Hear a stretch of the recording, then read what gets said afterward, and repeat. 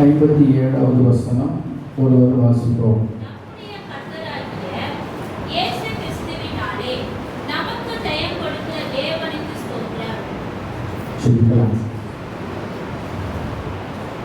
எங்களை நேசித்து வழிநடத்தில் எங்கள் அன்பின் பிரபலத்திலாவே இந்த கால வேலைக்காக நாங்கள் ஸ்தோத்திரிக்கிறோம். உங்களுடைய வசனத்தை தியானிக்க வருகிறோம். உங்களுடைய வசனம் எங்கள் கால்களுக்கு தீபம், பாதைக்கு வெளிச்சமாக இருக்கிறதையாலே ஸ்தோத்திரம். சத்தியத்தையும் அறிவீர்கள், சத்தியம் உங்களை வேலையாக்கும் என்று சொல்லியிருக்கிறேன். இந்த வேலையிலும் ஆவியானவர் எங்களோடு இடைப்படுவதற்கு நாங்கள் சொல்கிறோம். இந்த வேத சத்தியத்தை கிட்டி எங்களோடு போஷி காதுள்ளவர் கேட்கப்படவர் என்று சொல்லி ஆண்டவருடைய ஒவ்வொரு செவிகளையும் திறந்து ஆண்டவரே உங்களுடைய வசனத்தை கேட்கும் பொழுது நாங்கள் உணர்வடைந்து அதன்படி நடக்க ஆண்டவரே தேவ சித்தத்தை நிறைவேற்றி நீ தெரிந்து கொண்ட உங்களுடைய நோக்கம் எங்கள் வாழ்க்கையில் நிறைவேற சொல்லியிருக்கிறோம். இயேசுவின் நாமத்தில் பிதாவே, ஆமென். நம்முடைய கர்த்தராகிய இயேசு கிறிஸ்துவினாலே நமக்கு ஜெயம் கொடுக்கிற தேவனுக்கு ஸ்தோத்திரம். நம்முடைய கர்த்தராகிய இயேசு கிறிஸ்துவினாலே நமக்கு ஜெயம் கொடுக்கிற தேவனுக்கு ஸ்தோத்திரம். ஆண்டவராகிய இயேசு கிறிஸ்துவினாலே நமக்கு ஜெயத்தை கொடுக்கிற தேவன் அவர். நம்முடைய தேவனுடைய ஒரு பெயர் ஜெயத்தை கொடுக்கிறவர். அவரால் தான் நமக்கு ஜெயம் வருகிறது. வாழ்க்கையிலே வரக்கூடியதான சூழ்நிலையிலே, எதிர்ப்பிலே, பிரயாசங்களிலே, நாம் இருக்கிற எல்லா காரியங்களிலேயும் நமக்கு ஜெயத்தை கொடுக்கிறவர் கர்த்தர். தேவனுக்கு மகிமை உண்டாவதாக. வேதத்திலே நாம் பார்க்கும் பொழுது வெளிப்படுத்தின விசேஷத்திலே சொல்லப்பட்டிருக்கிறது, ஜெயம் கொள்ளுகிறவன் எவனோ அவனுக்கு வெண்வஸ்திரம் கற்பிக்கப்படும். ஜெயம் கொள்ளுகிறவன் எவனோ அவனை என் தேவனுடைய ஆலயத்திலே தூணாக்குவேன். ஜெயம் கொள்ளுகிறவன் எவனோ அவனை என் சிங்காசனத்தின் அருகாமையிலே நான் அமர செய்வேன் என்றெல்லாம் 7 சபைக்கு ஒவ்வொரு ஆசீர்வாதத்தை சொல்லுவதை நாம் வெளிப்படுத்தின விசேஷத்திலே வாசிக்கிறோம். அன்பானவர்களே, இந்த பூமியிலே நாம் ஜெயாதிகளாக இருக்க வேண்டும் என்று சொல்லி தேவனுடைய சித்தமாக இருக்கிறது. எத்தனை பேர் ஆமென் என்று சொல்றீங்க? கர்த்தருக்கு ஸ்தோத்திரம் உண்டாகட்டும். இந்த பூமியிலே கிறிஸ்துவ வாழ்க்கையிலே நாம் ஒவ்வொரு நாளும் ஜெயம் பெற்றவர்களாய் காணப்பட வேண்டும். ஆண்டவருக்கு ஸ்தோத்திரம் உண்டாகட்டும். இந்த ஜெயம் நம்முடைய வாழ்க்கையிலே அவசியம். இந்த ஜெயத்தை கொடுக்கக்கூடியவர் நம்முடைய தேவன். அவர் இயேசு கிறிஸ்துவின் மூலமாக நமக்கு ஜெயத்தை கொடுக்கிறார். அல்லேலூயா. தேவனுக்கு ஸ்தோத்திரம். தேவன் எதை செய்தாலும் இயேசு இல்லாமல் செய்ததே இல்லை. அங்கே படைப்பிலே பார்க்கிறோம், இயேசு கிறிஸ்து இருக்கிறார். சிருஷ்டிப்பிலே பார்க்கிறோம், இயேசு கிறிஸ்து இருக்கிறார். அங்கே யுத்தத்திலே பார்க்கிறோம், அங்கே இயேசு கிறிஸ்து தேவ தூதனானவராக செயல்படுகிறார். அங்கே ரட்சிப்பிலே பார்க்கிறோம், இயேசுவே வழியும் சத்தியமும் ஜீவனுமாக இருக்கிறார். அங்கே உயிர்த்தெழுதலிலே பார்க்கிறோம், உயிர்த்தெழுதலிலே இயேசுவே முதல் பலனானவர் என்று பார்க்கிறோம். இனி தேவனுடைய வருகையிலே நாம் பார்க்கும் பொழுது இயேசு கிறிஸ்து தான் இந்த பூமிக்கு வருவார் என்று எழுதப்பட்டிருக்கிறது. இறுதியிலே நியாய தீர்ப்பிலே இயேசு அங்கே வெள்ளை சிங்காசனத்திலே அமர்ந்திருப்பார். ஆக ஆதி முதல் அந்தம் வரை ஆல்பா முதல் ஒமேகா வரை, துவக்கம் முதல் முடிவு வரை இயேசு கிறிஸ்து தான் மையமாக வைத்து பிதாவாகிய தேவன் செயல்பட்டு கொண்டே வருகிறார். ஹல்லேலூயா. தேவனுக்கு மகிமை உண்டாகட்டும். அந்தபடி நமக்கு ஜெயத்தை கொடுப்பதிலே பிதாவானவர் பிரியமாயிருக்கிறார். இந்த பிதாவாகிய தேவன் இயேசு கிறிஸ்து மூலமாக செயல்படுகிறபடினாலே நமக்கு ஜெயம் உண்டாகிறது. ஹல்லேலூயா. தேவனுக்கு மகிமை உண்டாவதாக. நீங்கள் பழைய ஏற்பாட்டிலே நாம் 1 சாமுவேலின் புஸ்தகத்திலே வாசிக்கும் பொழுது அங்கே ஒரு பெரிய யுத்தம் நடக்கிறது. பெலிஸ்தியருக்கும் இஸ்ரவேலுக்கும் ஒரு யுத்தம் நடக்கிறது. இந்த யுத்தத்திலே இஸ்ரவேல் ஜனங்களுக்கு என்ன செய்வது என்று தெரியாத ஒரு சூழ்நிலை அவருடைய வாழ்க்கையிலே காணப்படுகிறது. அதை நாம் வாசிப்போம். 1 சாமுவேலின் புஸ்தகம் 7ஆம் அதிகாரம்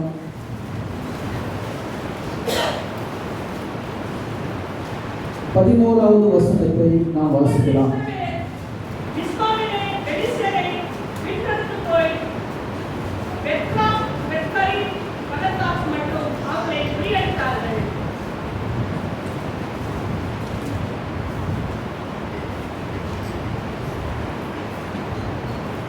அப்பொழுது இஸ்ரவேலர் மிஸ்பாவிலிருந்து பெலிஸ்தரை பின்தொடர்ந்து போய் பெத்காரி பள்ளத்தாக்கு மட்டும் அவர்களை முறியடித்தார்கள்.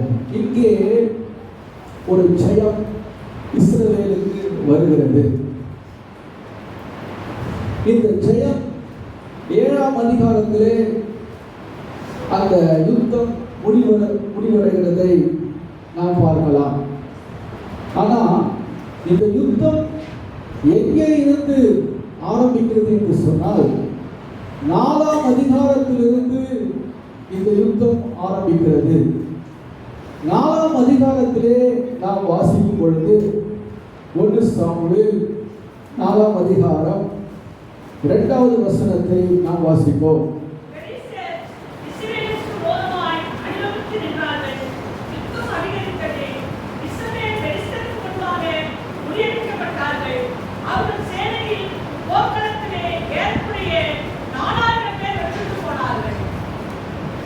அந்த இஸ்ரவேல் ஜனங்கள் போர்க்களத்திலே ஏறக்குறைய 4000 பேர் வெட்டுண்டு மடிந்தார்கள். இவர்களுக்கு ஒரு பெரிய நம்பிக்கை என்னவென்று கேட்டால், மோசே முதற்கொண்டு யோசுவா வழிநடத்துகிற வரைக்கும் ஒவ்வொரு ஜாதிகளை துரத்தி அவர்களை ஜெயித்து தேசத்தை அவர்கள் சுதந்திரித்தார்.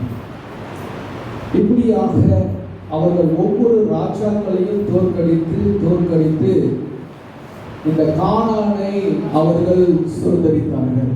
ஆகையினால இவர்களுக்குள்ள ஒரு பெரிய தைரியம் என்ன என்று கேட்டால், இந்த பெலிஸ்தியர்களை நாம் ஈஸியாக ஜெயித்து விடலாம் என்று சொல்லி எண்ணி அவர்கள் இந்த பெலிஸ்தருக்கு விரோதமாக படையெடுக்கும் பொழுது அங்கே எதிர்பாராத அவர்கள் நினைக்கவே இல்லை, அவர்கள் முறியடிக்கப்பட்டு பின்வாங்கி போனார்கள். அவங்களுக்கு புரியல, ஏன் இப்படி யுத்தத்தில் நாம் தோல்விட்டோம் என்று சொல்லி அவங்களுக்குள்ள ஆலோசனை, மூப்பர்களுக்குள்ள சேர்ந்து ஆலோசனை. இப்படி அவர்கள் ஆலோசனை பண்ணும் பொழுது அதில் ஒரு காரியத்தை அவர்களுக்கு வெளிவந்தது. தேவனுடைய பெட்டியை சீலோவில் இருந்து நாம் எடுத்துக்கொண்டு வருவோமானால் நமக்கு ஜெயம் கிடைக்கும் என்று சொல்லி அவர்கள் நினைத்து அவர்கள் என்ன செய்தார்கள், சீலோவுக்கு போய் ஆட்களை அனுப்பி அங்கு இருக்கக்கூடிய தேவனுடைய பெட்டியை ஏலி இருக்கிறதான அந்த ஸ்தலத்திலே, அங்கே ஒப்பனியும் பினகாசும் இருக்கக்கூடிய அந்த இடத்திலே அவர்கள் தேவனுடைய பெட்டியை எடுத்துக்கொண்டு பாளையத்துக்கு வந்தார்கள். அப்போ பாளையத்திலே வரும் பொழுது அங்கே ஒரு பெரிய ஒரு ஆர்ப்பரிப்பு நடக்கிறது. அந்த ஆர்ப்பரிப்பு எதுவரையிலும் கேட்டது என்று சொன்னால், எதிரி இருக்கக்கூடிய பெலிஸ்திய தேசம் வரைக்கும் அந்த ஆர்ப்பரிப்பு எட்டினதாம் என்று வேதம் சொல்லுகிறது. அப்போ பெலிஸ்தர்கள் எல்லாரும் கேட்கிறாங்க, இந்த ஆர்ப்பரிப்பு எதனால் அப்படின்னு சொல்லி பெலிஸ்தர் கேட்கும் பொழுது, தேவனுடைய பெட்டி பாளையத்துக்குள்ள வந்திருக்கிறது என்று சொல்லி, அல்லேலூயா, தேவனுக்கு மகிமை உண்டாகட்டும். இந்த செய்தியை அவர்கள் பெலிஸ்தர்கள் கேட்கும் பொழுது அவர்கள் சொல்லுகிறார்கள். 8வது வசனத்திலே நாம் வாசிப்போமானால் 1 சாமுவேல் 4:8, ஐயோ அந்த மகத்துவமான தேவர்களின் கைக்கு நம்மை தப்புவிப்பவர் யார்? எகிப்தியரை சகலவித வாதைகளினாலும் வனாந்தரத்திலே அடித்த தேவர்கள் இவர்கள் தானே என்று சொல்லி தேவனை மகிமைப்படுத்துகிறார்கள். அல்லேலூயா. எகிப்திலே செய்த அந்த அதிசயங்களை கேள்விப்பட்டு இந்த தேவனுடைய பெட்டி அந்த ஜனங்கள் மத்தியில் இருந்தபடியினாலே அவர்களை கர்த்தர் வாதித்தார். இப்பொழுது பெட்டி பாளையத்துக்குள்ள வந்திருக்கிறது என்று சொல்லி அவர்கள் ஐயமடைகிறார்கள். ஆனாலும் தங்கள் இருதயங்களை திடப்படுத்திக் கொண்டு அவர்கள் இஸ்ரவேலர்களோடு கூட யுத்தம் பண்ண வரும் பொழுது அங்கே நடக்கிற காரியம் என்ன அப்படின்னு பார்த்தா, கர்த்தருக்கு ஸ்தோத்திரம் உண்டாகட்டும். நீங்கள் 3வது வசனத்தை வாசிப்போம். சார் 10வது வசனம். அப்பொழுது பெலிஸ்தர் யுத்தம் பண்ணினார்கள். இஸ்ரவேலர் குறித்து அவரவர் தங்கள் கூடாரங்களுக்கு ஓடி போனார்கள். மகா பெரிய சங்காரம் உண்டாயிற்று. இஸ்ரவேலிலே 30,000 காலாட்கள் விழுந்தார். முதல்ல எவ்வளவு வந்துச்சு? எவ்வளவு பேர் மடிந்தாங்க? 4,000. இப்ப எத்தனை ஆயிரம்? அப்போ இருக்க இருக்க அதிகமாகிக் கொண்டிருக்கிறது. அவருடைய பாளையத்திலே ஜனங்கள் குறைந்து கொண்டிருக்கிறார்கள். இந்த பெலிஸ்தர் மேற்கொள்ளுகிறார்கள், ஜெயம் எடுக்கிறார்கள். இவர்களால் ஒன்றுமே செய்ய முடியல. இப்படி அவர்கள் திகைத்திருந்த ஒரு சூழல். பாருங்க, ஜெயம் எடுக்க முடியல, யுத்தம் வருது, எதிரியை அவங்களால ஜெயிக்க முடியல. ஆனா அவங்க வாயில புகழ்றாங்க, இவர் மகத்துவமுள்ள தேவன் என்று சொல்லி பெலிஸ்தர் வாயினால புகழ்றாங்க. ஆனா இவர்களால என்ன செய்ய முடியல? ஜெயத்தை எடுக்க முடியல. இஸ்ரவேல ஜெயத்தை எடுக்க முடியல. கர்த்தருக்கு ஸ்தோத்திரம் உண்டாகட்டும். நாங்கள் இந்த அதிகாரத்தை நான் வாசிக்கும் பொழுது இப்படியெல்லாம் அநேக ராஜாக்களை ஜெயிச்சாங்க, கர்த்தருக்கு ஸ்தோத்திரம். ஆனா இந்த பெலிஸ்தரை ஏன் ஜெயிக்க முடியல அப்படின்னு சொல்லி நான் யோசனை பண்ணி நான் ஆராய்ச்சி செய்து கொண்டிருக்கும் பொழுது அங்கே சாமுவேல் ஒரு காரியத்தை சொல்லுகிறதை நான் பார்த்தேன். நீங்கள் அதே 1 சாமுவேலின் புஸ்தகத்திலே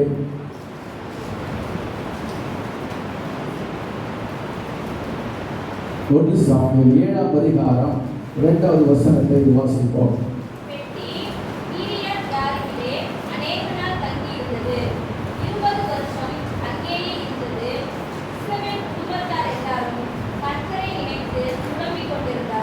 பாருங்க, அங்கே ஒரு பெரிய புலம்பல் ஏற்பட்டுச்சு.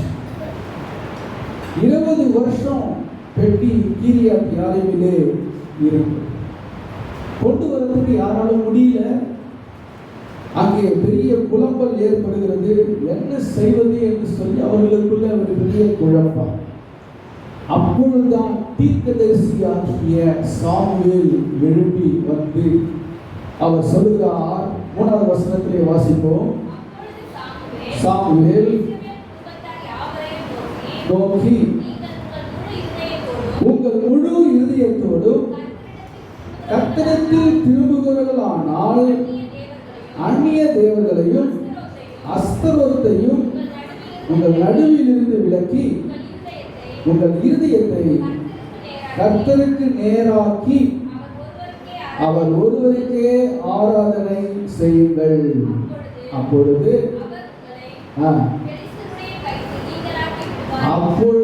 அவர் உங்களை பெலிஸ்தருடைய கைக்கு நீங்களாக்கி விடுவார். அல்லேலூயா. கர்த்தருக்கு ஸ்தோத்திரம். இங்கே ஒட்டுமொத்த இஸ்ரவேல் ஜனங்களுக்கு ஒரு பெரிய கலக்கம். அவங்க எதையும் யோசிக்கிறாங்க. பெட்டி வந்துச்சுன்னா நம்ம ஜெயிச்சிருப்போம், தேவன் வந்து விடுவார். ஆனால் தேவன் வரவில்லை, பெட்டிதான் இருக்கு. இரண்டாவது முறையும் பெரிய ஒரு தோல்வி. இப்படி அவர்கள் என்ன செய்வது என்று சொல்லி தெரியாமல் குழம்பிக் கொண்டிருந்தார்கள் என்று வேதம் சொல்லுகிறது. கர்த்தரை நினைத்து குழம்பிக் கொண்டிருந்தார்கள். அப்பொழுதுதான் தீர்க்கதரிசியாகிய தேவ மனுஷன் சாமுவேல் வந்து அவருடைய குறையை என்ன ஜெயம் எடுப்பதற்கு உங்ககிட்ட என்ன குறை என்பதை அவர் விளக்கி சொல்றார்.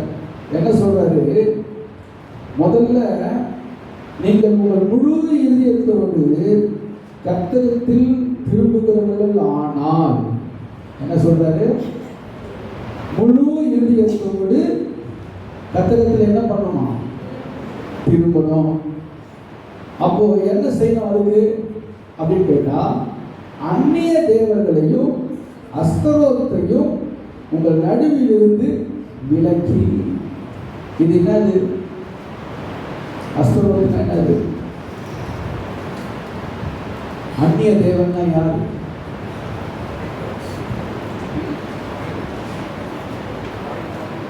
Foreign God's.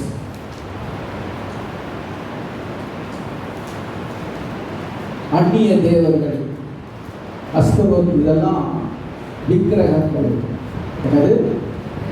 அப்போ இஸ்ரவேல் ஜனங்களுக்குள்ள என்ன இருந்துச்சு?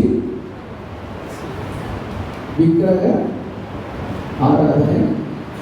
அதான் சாமுவேல் சொல்றாரு, உங்கள் முழு இதயத்தோடு கர்த்தரிடத்தில் திரும்புவீர்கள் ஆனால் உங்கள் நடுவில் இருந்து விலக்கி உங்கள் இருதயத்தை கர்த்தருக்கு நேராக்கி. அந்த வார்த்தையை கவனி. நம்முடைய இருதயத்தை கர்த்தருக்கு நேராக்கி, வலது பக்கம் இடது பக்கம் சாயாம, வலது பக்கம் இடது பக்கம் பார்க்காம, நீங்க உங்க இருதயத்தை கர்த்தருக்கு நேராக்கி அவர் ஒருவருக்கே என்ன பண்ணுமா? ஆமென். இதுதான் கர்த்தர் இஸ்ரவேலிடத்திலே எதிர்பார்த்த காரியம். அவர் ஒருவருக்கே ஆராதனை செய்யுங்கள். அப்போ இதுவரையும் எதுக்கெல்லாம் ஆராதனை பண்ணாங்க? அவங்க எதுக்கெல்லாம் பண்ணாங்க? அப்போ விக்கிரகங்களுக்கு, அஸ்தரோத்துக்கு, அந்நிய தேவர்களுக்கு அவர்கள் என்ன செய்தாங்களா? ஆராதனை செய்தார்கள். கர்த்தருக்கு செலுத்த வேண்டிய மகிமையும் கனத்தையும் அவருக்கு செலுத்தாதபடிக்கு அவருடைய இருதயம் மற்ற தேவர்கள் மேலே சார்ந்து போனதுனால இவங்க யுத்தம் பண்ணி பார்க்குறாங்க, ஜெயிக்க முடியல. ஆண்டவருடைய பெட்டியை கொண்டு வராங்க, அப்பொழுதும் ஜெயிக்க முடியல. கர்த்தருக்கு ஸ்தோத்திரம். அன்பானவர்களே, இது போல நம்முடைய வாழ்க்கையிலே நீங்க ஒருவேளை கர்த்தரை தேடலாம், தேவ சமூகத்தை ஆடலாம், வேதத்தை நீங்க வாசிக்கலாம், நீங்கள் கர்த்தருக்கு கொடுக்கலாம், எல்லாமே நீங்க செய்யலாம். ஆனால் தேவன் விரும்பாத ஒரு விக்கிரக ஆராதனை நம்முடைய வாழ்க்கையிலே இருக்குமானால் நமக்கு ஜெயம் வராது. அந்த ஜெயத்துக்கு தடையாயிருப்பது சத்ரு அல்ல, நாமே அதற்கு என்ன பண்றோம்? தடையை விதித்துக் கொள்கிறோம். என்னடா அது ஆசீர்வாதம் வர மாட்டேங்குது, வீடு கட்டணும்னு நான் நினைக்கிறேன், ஆனாலும் கட்ட முடிய மாட்டேங்குது. பிசினஸ் ஆசீர்வதிக்கணும்னு சொல்லி நான் எவ்வளவோ ஜெபிக்கிறேன், ஆனா ஜெயம் வர மாட்டேங்குது. என் பிள்ளைகள் நல்லா வளரணும் அப்படின்னு சொல்லி நம்ம நினைக்கிறோம். ஆனா அவர்கள் எதற்கு மாறாக போய்கொண்டிருக்கிறாங்களே. இப்படி ஆசீர்வாதம் வாழ்க்கையிலே தடைப்பட்டு கொண்டிருக்க, தேங்கி நிற்கிறது. இது காரணம் என்ன? காரணத்தை கண்டுபிடி. சாமுவேல் எழும்பி இஸ்ரவேல் ஜனங்களுக்கு இதுதான் காரணம் என்று சொல்லி அவன் சொன்னான். அப்பொழுது என்ன நடந்தது அப்படின்னு கேட்டா, 4வது வசனத்தை வாசிக்கும் பொழுது, அப்பொழுது இஸ்ரவேல் புத்திரர் பாகால்களையும் அஸ்தரோத்தையும் விலக்கி விட்டு என்ன பண்ணாங்களா? அப்பொழுது இஸ்ரவேலர் பாகால்களையும் அஸ்தரோத்தையும் விலக்கி விட்டு. அல்லேலூயா. ஆண்டவர் ஒரு வார்த்தை சொன்னார். ஒரு ஊழியக்காரன் 2 எஜமான்களுக்கு சேவை செய்ய முடியாது. ஒரே நேரத்தில் 2 முதலாளிக்கு ஒரு ஊழியக்காரன்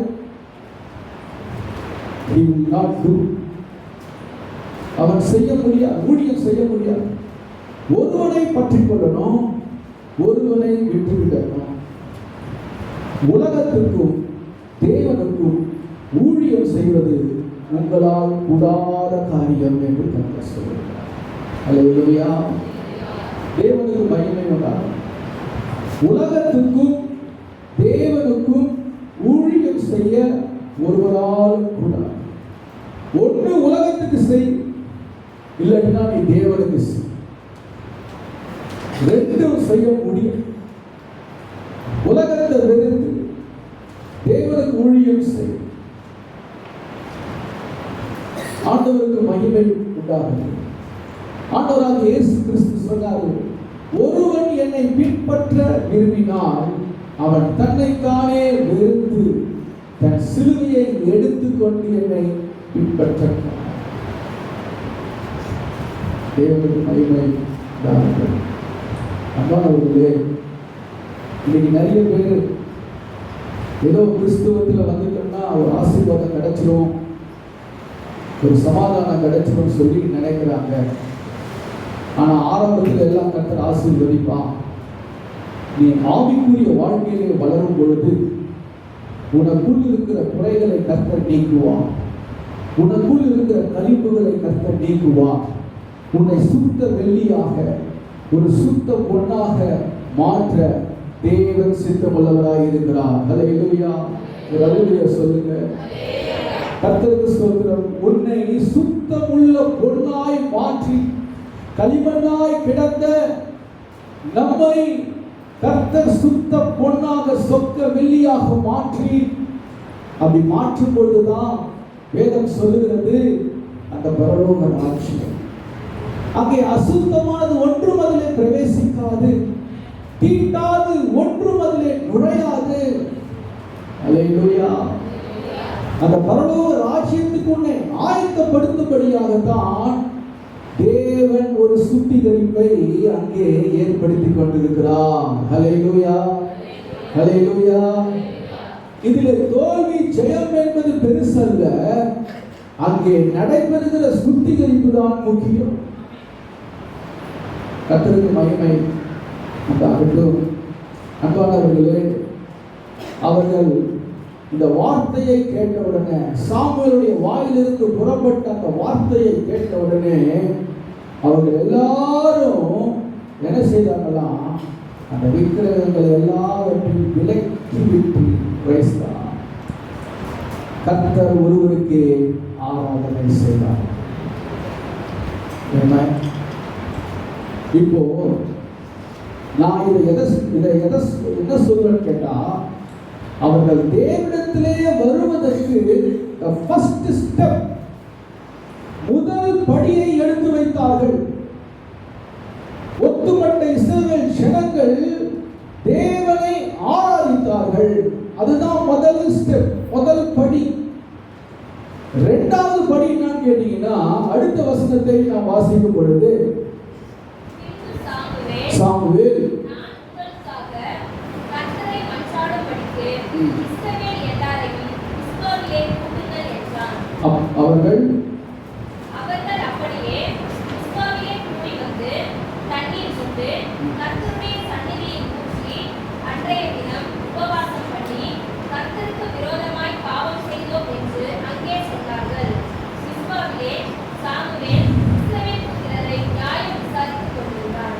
ஆமென். The second step என்னன்னு கேட்டீங்கன்னா, அவர்கள் உபவாசம் பண்ணி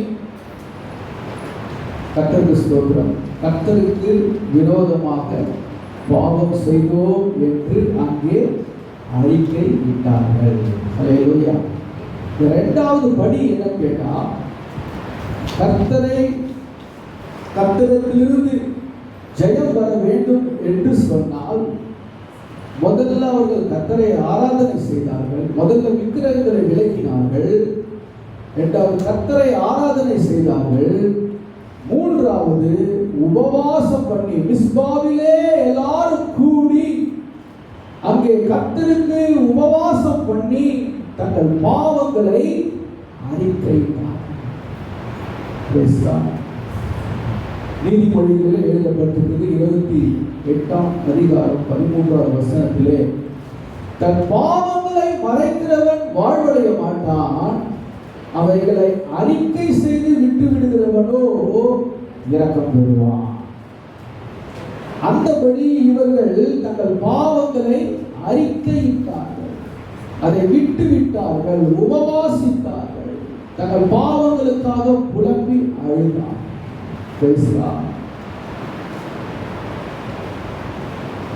தேவனுக்கு மகிமை. இந்த காரியத்தை கர்த்தருடைய வார்த்தையை கேட்டு மனம் திரும்பினார்கள். அப்பொழுது என்ன நடந்தது அப்படின்னு கேட்டா, கர்த்தருக்கு ஸ்தோத்திரம் உண்டாகட்டும். 10வது வசனத்தை நாம் வாசிக்கிறோம்.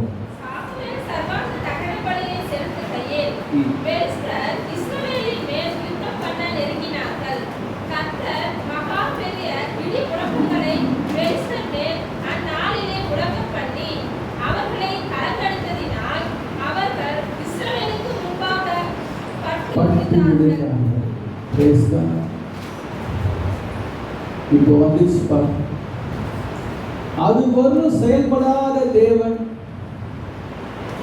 இப்ப கர்த்தர் என்ன பண்றாரு இடத்துல அப்படின்னு கேட்டா, இடி முழக்கங்களையும் மின்னுகளையும் வர வச்சு அங்கே பெலிஸ்தரை முறியடித்தார். கர்த்தர் அவர்களுக்காக என்ன பண்ணலாம்? யுத்தம் செய்யலாம். தேவனுக்கு மகிமை உண்டாகிறது. மண்பானவர்களே, விக்கிரகம் என்று சொல்ல போனா எழுத்தின் ரீதியாக நம்ம ஒரு சொருபத்தை வைத்து வணங்காமல் இருக்கலாம். எழுத்தின் ரீதியாக ஒரு போட்டோவை மாட்டி அதுக்கு கும்பம் மஞ்சள் வச்சு ஒருவேளை வணங்காமல் இருக்கலாம். கர்த்தருக்கு ஸ்தோத்திரம். ஆனால் வேதம் என்ன சொல்லுகிறது? விக்கிரகத்தை குறித்து வேதம் என்ன சொல்லுகிறது என்று கேட்டால், நீ கர்த்தரை வைக்கக்கூடிய இடத்திலே வேற எதையாயும் நீ வைப்பாயானால் அது விக்கிரகம். நான் சொல்றது இல்லைங்களா? ஒரு சின்ன உதாரணம் சொல்றேன். நீ கர்த்தரை வைக்கக்கூடிய இடத்திலே உன் பிள்ளையை நீ வைப்பாயானால் உன் பிள்ளை உனக்கு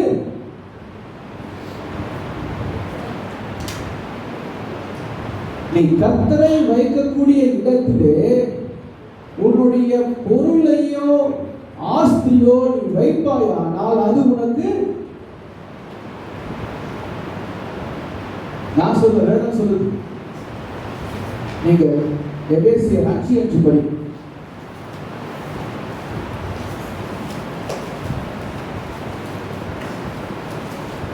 எபேசியர் 5:5.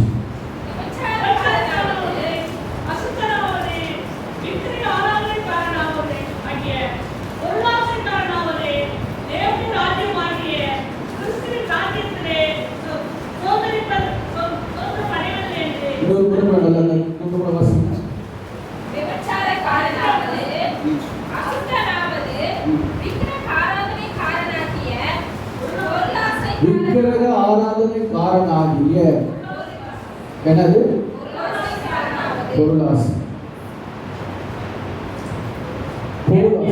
கர்த்தரை வைக்கக்கூடிய இடத்திலே நம்முடைய இருதயம் பொருளாசை மேலே சார்ந்து கர்த்தரை விட்டு தூர விலகுமானால் அது என்னது? விக்கிரகம். புரியுதா நான் சொல்றது? தேவனுக்கு மகிமை பாருங்க. ஒரு அம்மா ஆராதனைக்கு வந்தாங்க. அவங்க கொஞ்சம் கொலுசு இதெல்லாம் போட்டிருந்தாங்க. ஹாஸ்பிட்டலில் படுத்துட்டு இருக்கும்போது கர்த்தர் பேசினாலும் ஹாஸ்பிட்டலில் அவங்களுக்கு ஒரு சின்ன ஒரு பலவீனம், அதனால ஹாஸ்பிட்டலில் அவங்க அட்மிட் ஆகி ஹாஸ்பிட்டலில் படுத்துட்டு இருக்கிறாங்க. கர்த்தர் பேசினாலாம், இதை நீ எனக்காக நீ வீட்டு கொலுசை எடுத்து அப்படின்னு சொல்லி கர்த்தர்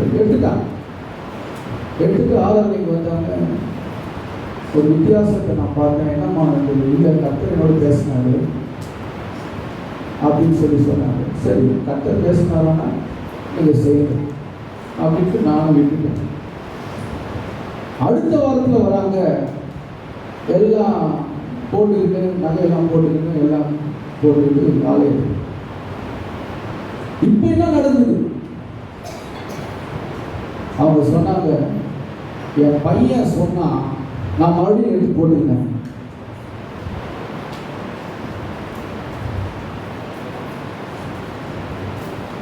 அப்போ கர்த்தரை வைக்கிற இடத்துல யாரை வைக்கிறாங்க?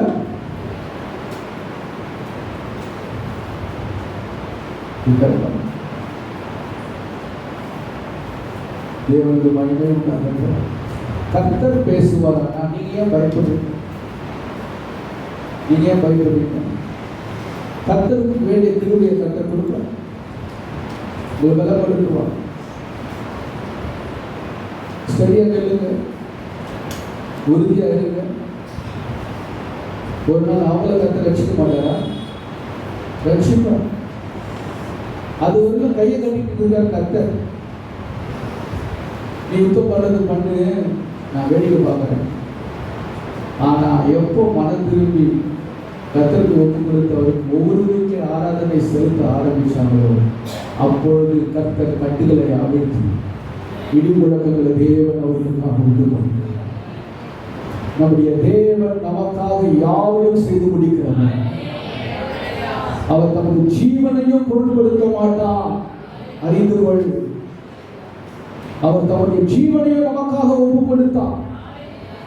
அப்பேற்பட்ட தெய்வத்தை தான் நாம் ஆராதனை செய்து கொண்டிருக்கிறோம்.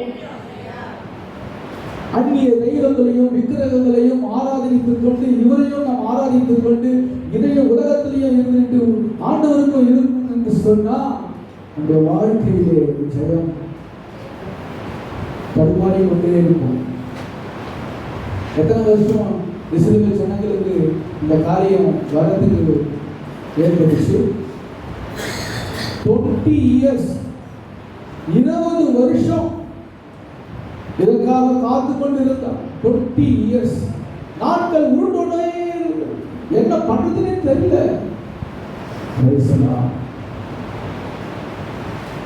கடைசியில கர்த்தருடைய வார்த்தை வெளிப்பட்டதுனால நான் சொல்றேன், சத்தியத்தையும் அறிவீர்கள், சத்தியம் உங்களை விடுதலையா. இதுக்குதான் சபைக்கு சத்தியத்தை கேட்கணும். சத்தியம் தான் உங்களை விடுதலை, உங்களுக்கு ஜெயத்தை கொண்டு வரும், உங்கள் வாழ்க்கையிலே நம்பிக்கையை கொண்டு வரும், உற்சாகத்தை கொண்டு வரும். சத்தியத்தை நாம் விட்டு விட்டோமானால் அந்த வாழ்க்கையில ஜெயத்தை பார்க்க முடியாது. அல்லேலூயா. கர்த்தருக்கு ஸ்தோத்திரம். நம்முடைய கர்த்தராகிய இயேசு கிறிஸ்துவினால் நமக்கு ஜெயம் கொடுக்கிற தேவனுக்கு ரெண்டே பேர் தான் சொல்லு. நமக்கு ஜெயம் கொடுக்கிற தேவனுக்கு அப்படிதான் சொல்லப்பட்டு, நமக்கு ஜெயம் கொடுக்கிற தேவனுக்கு ஸ்தோத்திரம். ஹல்லேலூயா, ஹல்லேலூயா, ஹல்லேலூயா. கர்த்தருக்கு ஸ்தோத்திரம். அன்பானவர்களே, ஒருவேளை உங்களுக்கும் கர்த்தருக்கும், கர்த்தரும் நீங்களும், உங்களுக்கும் அவருக்கும் தான் தெரியும். கர்த்தர் உங்களோடு பேசுவார். நீங்க போய் ஜெபம் பண்ணுங்க. ஆண்டவரே, இந்த காரியம் தடைபட்டு கொண்டே இருக்கிறது, நான் என்ன செய்யட்டும், எது தடை பண்ணுகிறது என்று சொல்லி கர்த்தரிடத்தில் கேளுங்க, விசாரிங்க. கர்த்தர் உங்களோடு கூட பேசுவார், உங்களுக்கு ஆலோசனை கொடுப்போம். மகனே, இதை நீ விலக்கி விடு. உன் காரியம், உன் வாழ்க்கையிலே ஒரு பெரிய காரியத்தை, ஜெயத்தை நான் கொடுக்க நான் காத்து கொண்டிருக்கிறேன். இதை நீ விலக்குவாயானால் நான் உன்னோடு கூட இடைப்படுவேன் என்று கர்த்தர் பேசுவார். அல்லேலூயா. அது ஒருவேளை டிவியா இருக்கலாம், சீரியலா இருக்கலாம். அல்லேலூயா. கர்த்தருக்கு தேவையில்லாத ஒரு காரியமா இருக்கலாம், அது விக்கிரகமா இருக்கலாம், இல்லை ஒரு செல்போனா இருக்கலாம். வாலிப பிள்ளைகளே, தேவனுக்கு மகிமை உண்டாகட்டும். நேற்று ஒருத்தர் சொன்னாங்க, 4 முறை எழுதினாங்க, 4 முறை அரியர்ஸ் தான் 10வது. எங்க காய்கறி வாங்குற கடையில் வியாபாரத்தையும் கவனிக்க மாட்டேங்கிறான், படிக்கவும் மாட்டேங்கிறான். அவன் என்ன பண்றதுன்னே தெரியல. சபைக்கு அனுப்பு, சபைக்கு அனுப்பிச்சா சரியாயிடுவாங்க அப்படின்னு சொன்னாங்க.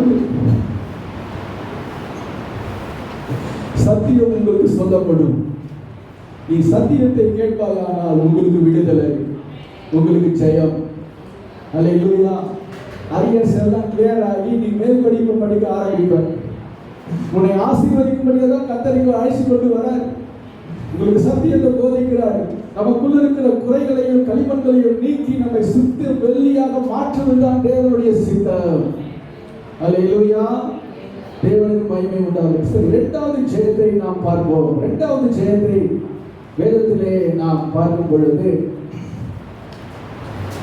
துதியினாலே ஜெயம் வருகிறதாம். 2 நாளாகமும் 20ஆம் அதிகாரம் 2 நாளாகமும் 20ஆம் அதிகாரம் 22வது வசனத்தை நாம் வாசிப்போம்.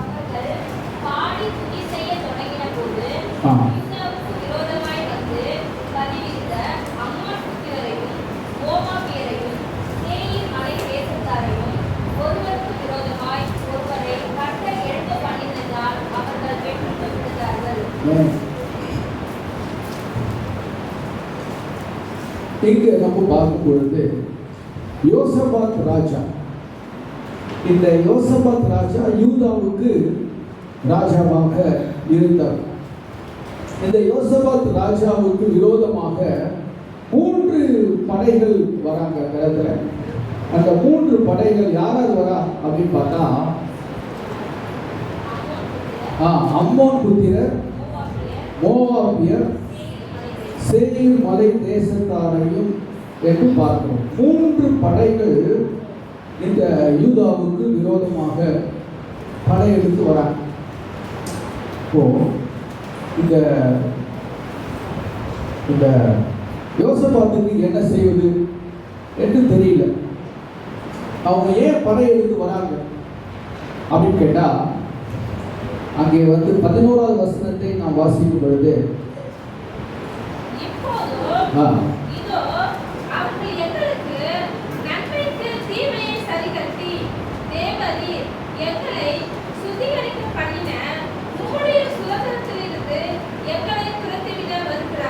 இங்கே அவர்களுக்கு கொடுக்கப்பட்ட இஸ்ரவேல் ஜனங்களுக்கு தேவன் என்ன பண்ணாரு? சுதந்திரத்தை கர்த்தர் கொடுத்தார். கானான் தேசத்தை சுதந்திரமாக கர்த்தர் கொடுத்தார்.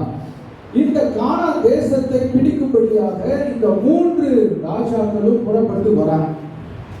அப்போதான் யோசபாத் ராஜா ஜெபிக்கிறாரு, எங்களுக்கு நன்மைக்கு தீமை சரி கட்டி தேவரீர் எங்களை சுதந்திரிக்க பண்ணின உம்முடைய சுதந்திரத்திலிருந்து எங்களை துரத்திவிட வருகிறார்கள். எதுக்கு வராங்க? சுதந்திரத்திலிருந்து வெளியே அனுப்பணும். கர்த்தர் ஆசீர்வதித்து கொடுத்தாரு ஒரு தேசத்தை, ஒரு இடத்தை. அதிலிருந்து இவங்க என்ன பண்றாங்க? துரத்தி விட இந்த யோசபாத்துக்கு விரோதமா வராங்க. 3 படைகளா வராங்க. அங்கே 12வது வசனத்திலே சொல்லப்பட்டிருக்கிறது, இந்த ஏராளமான கூட்டத்திற்கு முன்பாக நிற்க எங்களுக்கு பலன் இல்லை. 2வது, நாங்கள் செய்ய வேண்டியது இன்னதென்று எங்களுக்கு தெரியவில்லை. ஆகையால் எங்கள் கண்கள் உமையே நோக்கி கொண்டிருக்கிறது என்றார். கர்த்தருக்கு ஸ்தோத்திரம். இங்கேயும் பாருங்க, என்ன செய்யுதுன்னு தெரியல. இந்த 3 படைகளும் வராங்க, பயந்து நடுங்கிட்டு இருக்கிறாங்க. அங்கேயும் ஒரு உபவாச ஜெபம் நடந்துகிட்டு இருக்கு. இவங்களுக்கு என்ன செய்யுது அதுவரையிலும் தெரியல. இவங்க ஜெபித்துக் கொண்டே இருக்கிறாங்க. யோசபா ஜெபித்துக் கொண்டே இருக்கிறாரு. அப்பொழுது என்ன நடந்தது அப்படின்னு கேட்டா, அங்கே ஒரு மனுஷனை கர்த்தர் எழுப்பினார். எழுப்பி அந்த மனுஷன் சொல்றான், 15வது வசனத்தை வாசிப்போம்.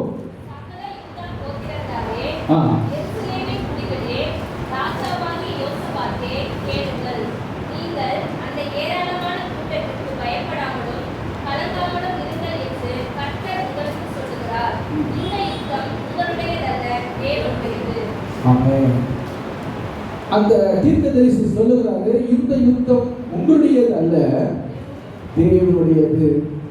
அந்த கூட்டத்துக்கு நீ பயப்படாமலும் கலங்காமலும் இருங்கள். அது வந்து பயம், திகிலு இவங்களுக்குள்ள என்ன நடக்குமோ என்று சொல்லி அஞ்சி கொண்டு இருக்கிறாங்க. அப்பொழுது இந்த மனுஷனை கர்த்தர் எழுப்பி யூதாவின் மேல் கரிசனை கொண்டு அவர்களுக்கு கர்த்தருடைய வாக்குறுதி வருகிறது, நீங்கள் பயப்படாதீர்கள். அல்லேலூயா.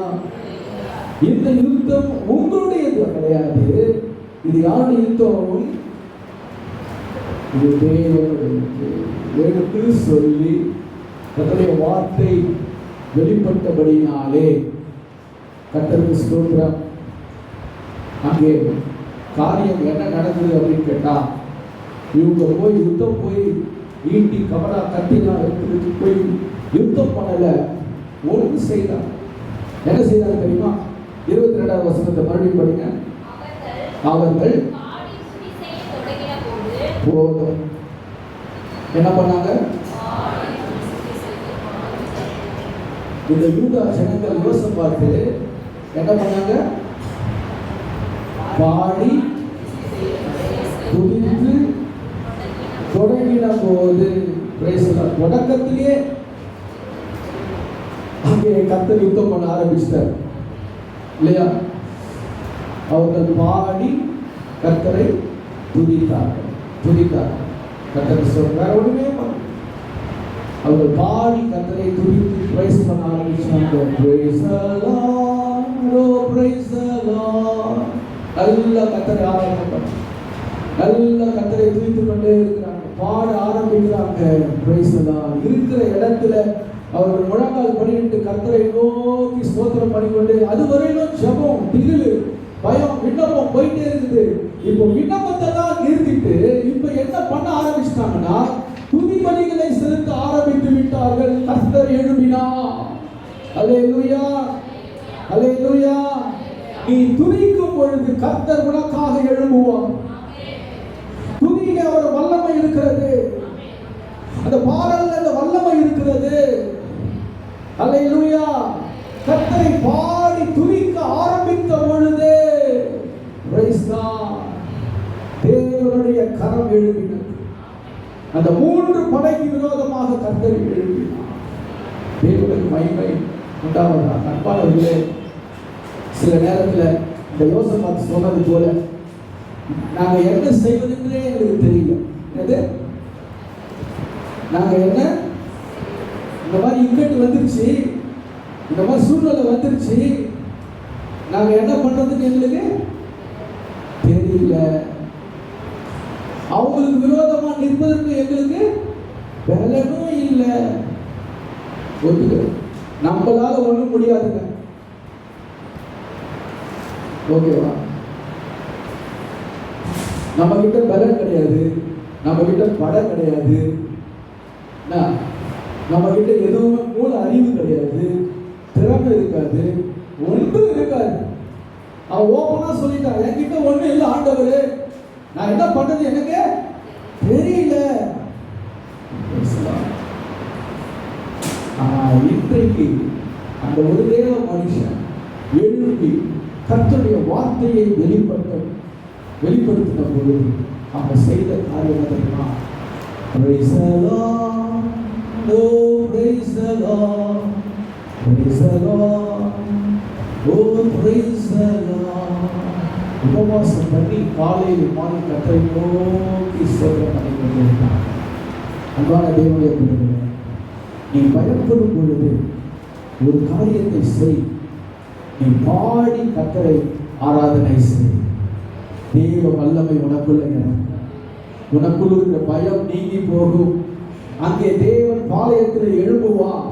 உனக்கு விரோதமாய் எழும்புகிற எல்லா சத்துருக்களையும் சதி மோசங்களையும் கர்த்தர் முறியடித்து தேவன் உனக்கு ஜெயத்தை கொடுக்க வல்லமையை சொல்லுவோம். ஹல்லேலூயா, ஹல்லேலூயா, ஹல்லேலூயா. தேவனுக்கு மகிமை உண்டாவதாக. அன்பான தேவனுடைய பிள்ளைகளே, ஒரு தேவ பிள்ளை எப்படி பாட்டு பாடணும் தெரிஞ்சு இருக்கணும். ஒரு தேவ பிள்ளை எப்படி கர்த்தரை ஆராதனை செய்ய வேண்டும் என்று அறிந்திருக்க வேண்டும்.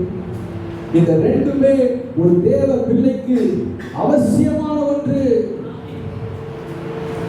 நீ அப்படி தேவனை மகிமைப்படுத்துவாயானால் தேவன் உன்னை மகிமைப்படுத்துவான். சத்துருக்களுக்கு முன்பாக நீ தலைகுனிந்து போவதில்லை. உன் தலையை நிமிர்ந்து நடக்க பண்ணுகிற கர்த்தர் அவர்.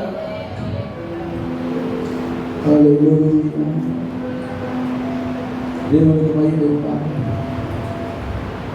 அருமையான சபையே, நீ கர்த்தரை துதிக்க ஆரம்பிக்க. சங்கீதம் 69:9 வசனம் இப்படியால் சொல்லுகிறது. சங்கீதம் 69:9 தேவனுடைய நாமத்தை பாட்டினால் துதித்து அவரை ஸ்தோத்திரத்தினால் மகிமைப்படுத்துவேன். வேத வசனம் எழுதியிருக்கிறது. பாட்டினால் துதித்து ஸ்தோத்திரத்தினால் அவரை. ஹல்லேலூயா. நீ பாட்டு பாடும் பொழுது கர்த்தரை என்ன செய்ற? துதிக்கிற. நீ ஸ்தோத்திர பலிகளை செலுத்தும் பொழுது என்ன செய்கிற? கர்த்தருக்கு மகிமையை செலுத்திக் கொண்டிருக்கிற. சங்கீதம் 50வது சங்கீதம் கடைசி வசனம் சொல்கிறது, ஸ்தோத்திர பலி இடுகிறவன் என்னை மகிமைப்படுத்துகிறான். அல்லேலூயா. நீ கர்த்தரை மகிமைப்படுத்த மகிமைப்படுத்த மகிமைப்படுத்த அவர் உன்னை மகிமைப்படுத்திக் கொண்டே. என்னை கனம் பண்ணுகிறவனை நான் கனம் பண்ணுவேன், என்னை கனவீனப்படுத்துகிறவனை நான் கனவீனப்படுத்தப்பட்டு போவார்கள் என்று சொல்லுகிறது. அல்லேலூயா.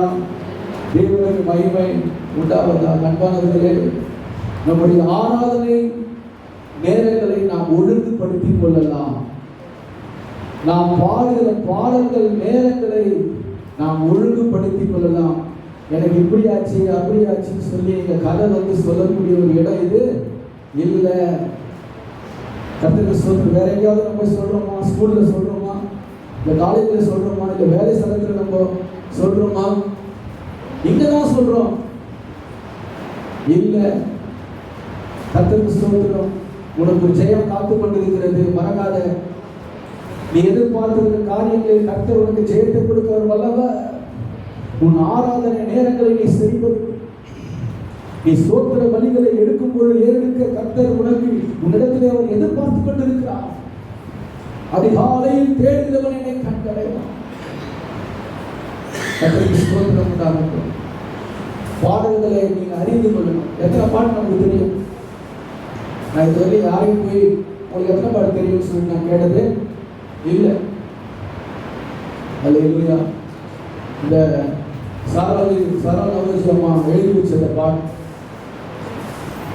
இந்த பாட்டில் நமக்கு எத்தனை பாட்டு நமக்கு தெரியும்? அருமையான ஆவிக்குரிய கீதங்கள், ஆழமான அர்த்தங்கள்,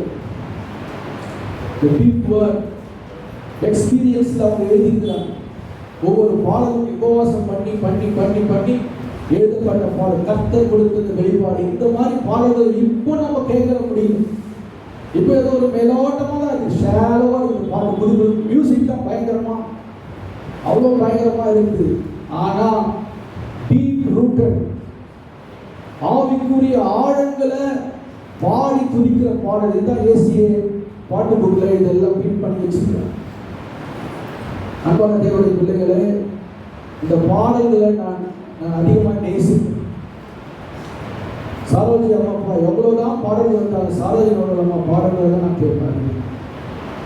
காரணம் என்னன்னு கேட்டா, இன்னொன்று ஆவிக்குரிய வாழ்க்கையில் வளரணும், இன்னும் ஆவிக்குரிய வாழ்க்கையில் நான் பலப்படணும் என்கிற ஒரு வாஞ்சி. அதனால இந்த பாடல் அதிகமாக நான் நேசிக்கிறேன். அம்பாடலே இந்த பாடலை நீங்கள் கற்றுக்கணும். நிறைய யூடியூப்லாம் நிறைய இந்த பாடல ராகம் எப்படி பாடுறதுன்னு சொல்லிட்டு வருது. யூடியூப் போட்டிங்கன்னா அந்த சாரோஜி அம்மா பாடல்கள் வரும். நீங்கள் நல்லா கேட்கலாம், பாடி துதிக்கலாம். துதிக்க பாடி பாட்டினாலே துதித்து ஸ்தோத்திரத்தினால் அவரை மகிமைப்படுத்துவேன். நல்ல கவனிச்சு கர்த்தரை என்ன பண்ணணுமா? பாடல்களாம் துதிக்கணும், ஸ்தோத்திரத்தினால மகிமைப்படுத்தணும். ஒரு வசனம் இருக்குது ரோமர்ல, அவர் தேவன் என்றும் அறிந்தும் அவரை ஸ்தோத்திரியாமல் போனபடினாலே உணர்வில்லாத இருதயம் என்னாச்சாம்?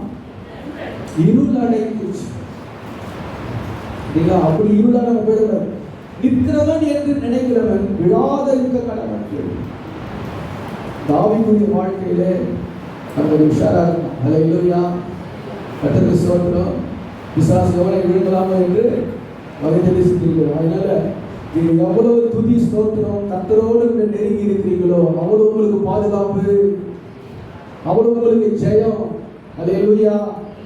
3 பட அந்த அந்த அந்த வசனத்தை நம்ம படிக்கலாம் பாருங்க. 25வது வசனம். எவ்வளவு ஜனங்க அவங்க என்ன பண்ணாங்கன்னு பாருங்க. யோசபாத்தும்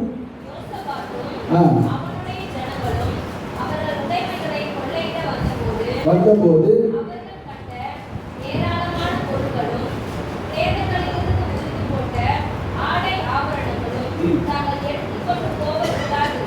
எடுத்துக்கொண்டு போகக்கூடாது இருந்ததாம். படிங்க. 3 நாளாய் கொள்ளையிட்டார்கள். அது அவ்வளவு மிகுதியா இருந்தது. கொள்ளை அடிக்கிறாங்க முடிவே இல்லை. அவ்வளவு ஏராளமான ஜனங்கள் அவர்களுக்கு விரோதமானா கர்த்தரை பாடி துதித்த பொழுது அவர்கள் எல்லாரும் ஒருவர் கர்த்தரை எழுப்பினாரு.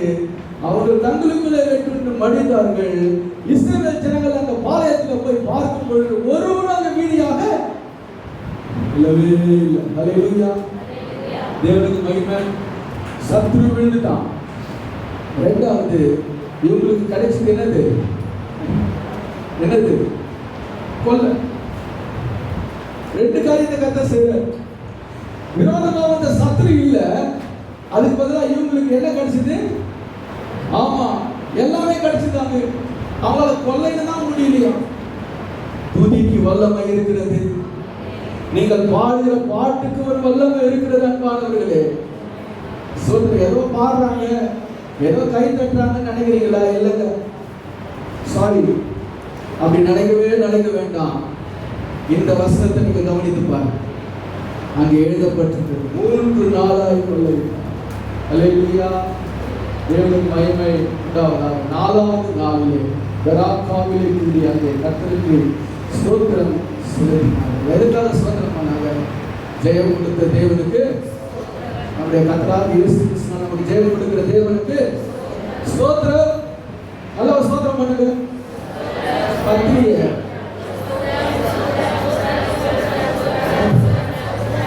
ரோட் வந்து கேட்கலையே.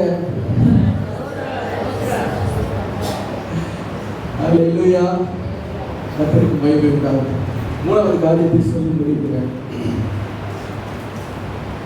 நீதிமொழிகள் 21:30.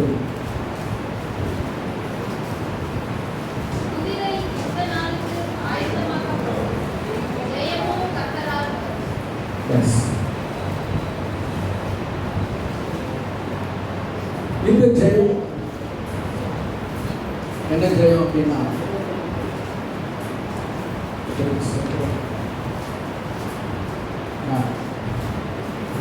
முதல் காரியம் விக்கிரகங்களை விலகும் போது நமக்கு ஜெயம் சுத்திகரிக்கும் போது. 2வது துதியினாலே நமக்கு ஜெயம். 3வது கர்த்தருடைய நாமத்திலே நமக்கு ஜெயம். குதிரை யுத்த நாளுக்காக ஆயத்தமாக்கப்படும். ஜெயமோ கர்த்தரால். இந்த பாருங்க, இப்போ காஷ்மீரில் யுத்தம் நடக்குது இல்லையா, என்ன போகுது. அதுக்கு முன்னாடி இந்த நியூஸில் பார்த்தீங்கன்னா இந்த ஏவுகணை எல்லாம் டெஸ்ட் பண்ணுறாங்க, அது சரியாக வேலை செய்தா அப்படின்னு சொல்லிட்டு கேட்டிங்களா நியூஸு?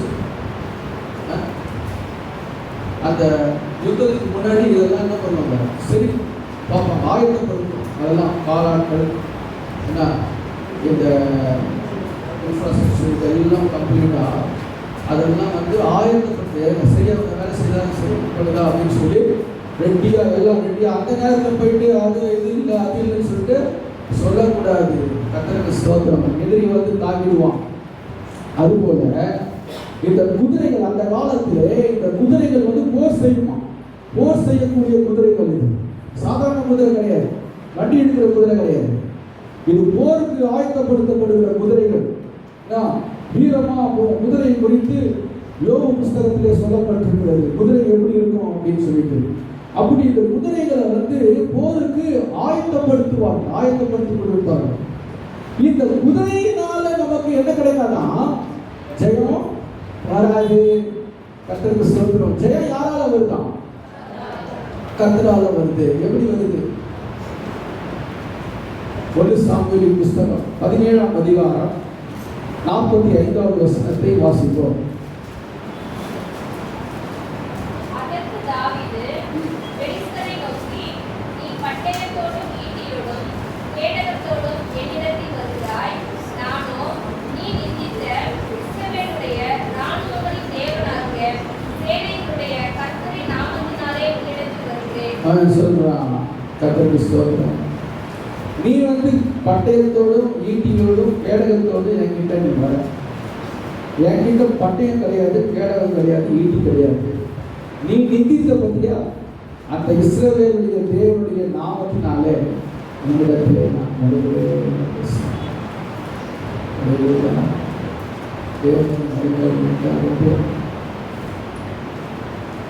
அந்த நாமத்தை குறித்து இந்த தாவீது அறிந்திருந்தான்.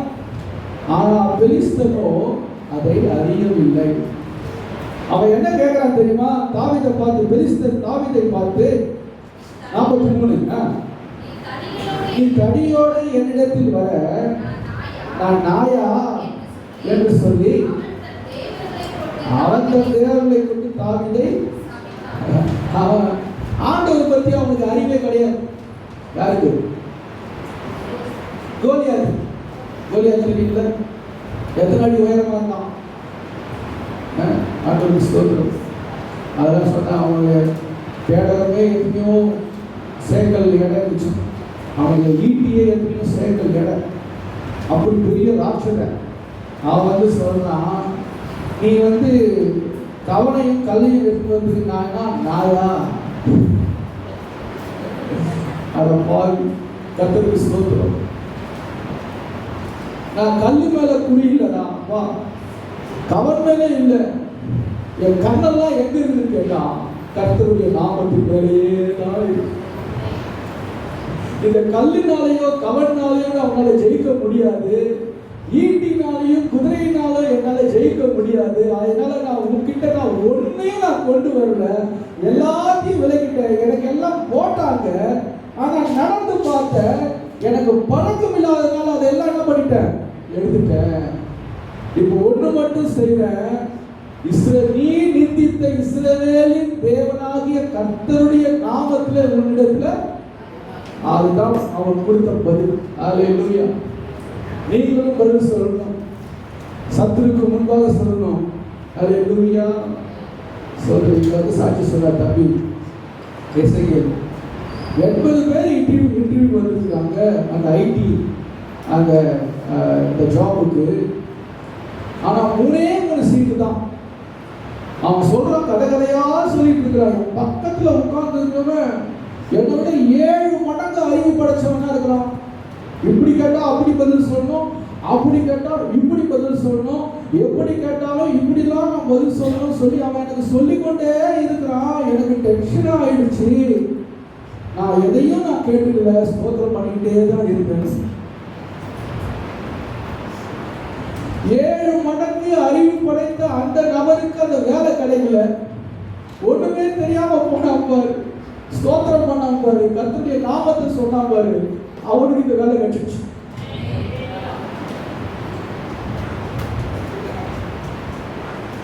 போனதும் லேட்டு.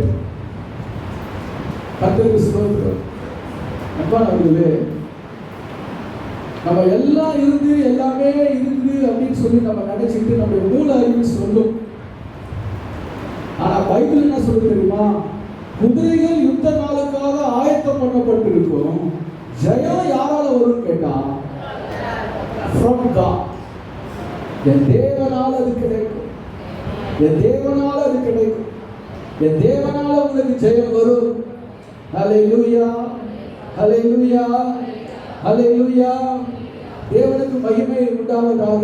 அதனால்தான் சங்கீதக்காரனாகிய தாவீது 20வது சங்கீதத்தில் சொல்றாரு, சிலர் குதிரைகளை குறித்தும் சிலர் ரதங்களை குறித்தும் மேன்மை பாராட்டுகிறார்கள். எனக்கு இவ்வளவு குதிரை இருக்கு, எனக்கு இவ்வளவு ரதங்கள் இருக்கு, நான் படைபலத்தில் வல்லவன், நான் போய் ஜெயிப்பேன் என்று சொல்லி அவன் பாராட்டி கொண்டிருக்கிறான். ஆனால் நாங்களோ எங்கள் கர்த்தருடைய நாமத்தை குறித்து மேன்மை பாராட்டி கொண்டிருக்கிறோம். ஹல்லேலூயா, தேவனுக்கு மகிமை உண்டாவதாக. ரதங்களை காட்டிலும் குதிரைகளை காட்டிலும் காலாட்களை காட்டிலும் படை பலத்தை காட்டிலும் என் தேவனுடைய நாமம் பெரியது. ஹல்லேலூயா, ஹல்லேலூயா, ஹல்லேலூயா. கர்த்தருடைய நாமத்திலே நீங்கள் போவீர்களானால் நீங்கள் சுலபமாக வென்று விடலாம். ஹல்லேலூயா. நம்முடைய கர்த்தராகிய இயேசு கிறிஸ்துவினால் நமக்கு ஜெயம் கொடுக்கிற தேவனுக்கு நல்லா சொல்ல மாட்டீங்க ஆண்களே? ஹல்லேலூயா. பெண்கள் தான் ஜெயிக்கிறாங்களா? கர்த்தருக்கு ஸ்தோத்திரம். நல்ல விசுவாச அறிக்கை எடுங்கயா, நல்ல ஃப்ரீயா உங்க மனசை திறந்து கர்த்தர் நல்லா சொல்றது. என்ன வெக்கம் இருக்குது? தைரியமா சொல்றாங்க, அவன் சொல்றான். கர்த்தருக்கு ஸ்தோத்திரம். ஜெயம் கொடுக்கிற தேவனுக்கு ஸ்தோத்திரம். வாழ்க்கையில வெற்றி கிடைக்கிறான், உன் தோல்வி மாறும், உன் தடை மாறும். உனக்கு அதான் பிரசங்கம், இன்னைக்கு அதான் பிரசங்கம். உண்டு ஜெயம் கொடுக்கிற தேவன் ஒருவர் உண்டு என்பதுதான் பிரசங்கம். அந்த அறிவு நமக்குள்ள வரணும். எப்படியெல்லாம் கர்த்தர் ஜெயத்தை கொடுத்தார் என்பதை தான் உங்களுக்கு விவரிக்கிறேன். இன்னைக்கு ஜெயம் இல்லாம தடுமாறி கொண்டிருக்கிறாங்க விசுவாசிகள். இன்றைக்கு ஆவியானவர் உனக்கு ஆலோசனை கொடுக்கிற வார்த்தை. இந்த ஆலோசனைப்படி நீ கேட்டு நடப்பாயானால், ஒரு ஸ்டெப் எடுத்து வைப்பாயானால், கர்த்தர் உனக்காக 10 ஸ்டெப் எடுக்கும். ஹல்லேலூயா. சரி, எல்லா கண்களை போடுமா. ஹல்லேலூயா, ஹல்லேலூயா.